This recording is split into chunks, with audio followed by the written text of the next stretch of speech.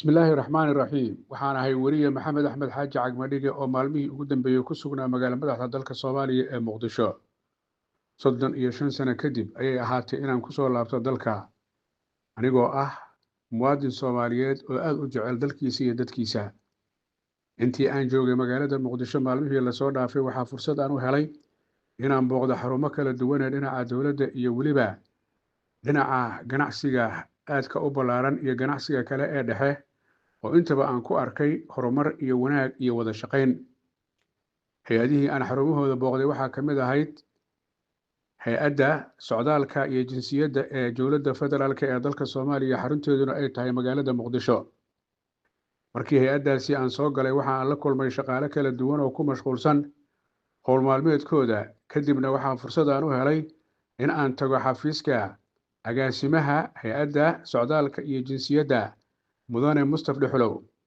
halkaas ayaanu isku gacan qaadnay kadibna wada fadhiisanay soo dhaweyn kadibna agaasimuhu waxa uu ka warbixiyay guud ahaanba howlaha muhiimka ah ee hay'adda socdaalka iyo jinsiyadda ay u hayso guud ahaanba bulshada Soomaaliyeed waxa uu sheegay hay'addaasi inay 24 saac shaqayso oo ay u adeegto guud ahaanba una khidmayso bulshada Soomaaliyeed hadday tahay kuwa gudaha iyo kuwa dibadda iyo waliba bulshooyinka kale ee caalamka ee iyaguna fursadda u haysta in ay markaasi howl ay u qabato hay'adda socdaalka iyo waliba jinsiyaddu agaasime Mustafa Dhuxulow waxa uu ii sheegay in howlo ballaaran aad loo qabtay horumarna lagu tallaabsaday marka la fiiriyo hay'adda gaar ahaan muddadii uu joogay iyadoo hay'addu ay la saan qaadayso guud ahaanba hay'adaha kale ee socdaalada ee dunida waxa uu sheegay hay'adda socdaalka iyo jinsiyadda Soomaaliyeed inay xiriir iyo wada shaqayn la leedahay hay'adaha kale ee caalamiga ah gaar ahaan kuwa socdaalka isagoo ii sheegay in wufuud kala duwan oo ka socotay dalal dunida oo ay ugu badan yihiin qaaradda Yurub ay booqasho ku yimaadeen magaalada madaxda dalka Soomaaliya ee Muqdisho oo ay la kulmeen isaga oo ah agaasimaha iyo waliba qaybaha kale hoggaanka dhinaca hay'adda marka la fiiriyo socdaalka iyo jinsiyadda waxa uu sheegay inay u kuur galeen qaabka iyo sida hay'addu u howlgasho iyadoo uu sheegay wax badan inay isaga mid yihiin marka la fiiriyo howl maalmeedka hay'adda Soomaaliyeed ee dhinaca socdaalka iyo jinsiyadda iyo hay'adaha kale ee socdaalka ee wadamadaasi waxa uu shaaca ka qaaday hay'addu inay tahay mid u adeegta guud ahaanba bulshada Soomaaliya meel ay joogtaba kuwa dibadda iyo kuwa gudahana loo khidmeeyo iyadoo ujeedku uu yahay in loo fuliyo wax walba oo la xiriira arrimaha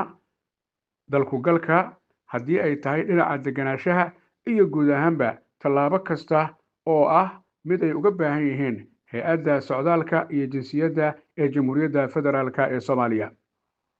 markii warbixintaasi aan dhageystay waxa aan kala kulmay wax badan oo aan maleynayay iyo wax badan oo cusub oo horumar ah oo hay'adda socdaalka iyo jinsiyaddu ay ku guuleysatay ayna tallaabooyin ay qaada ay tahay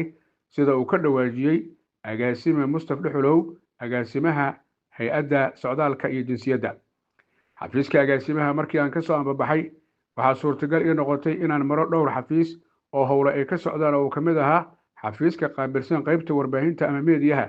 oo runtii iyadana xog fiican aan ka helay oo ku saabsan qaabka iyo sida ay qaybtaasi ay u howlgasho biidnillaahi kariim waxaa jiri doona waraysiyo kala duwan oo ku saabsan howlqabadka guud ahaanba hay'adda socdaalka iyo jinsiyadda Jamhuuriyadda Federaalka ee Soomaaliya biidnillaahi kariim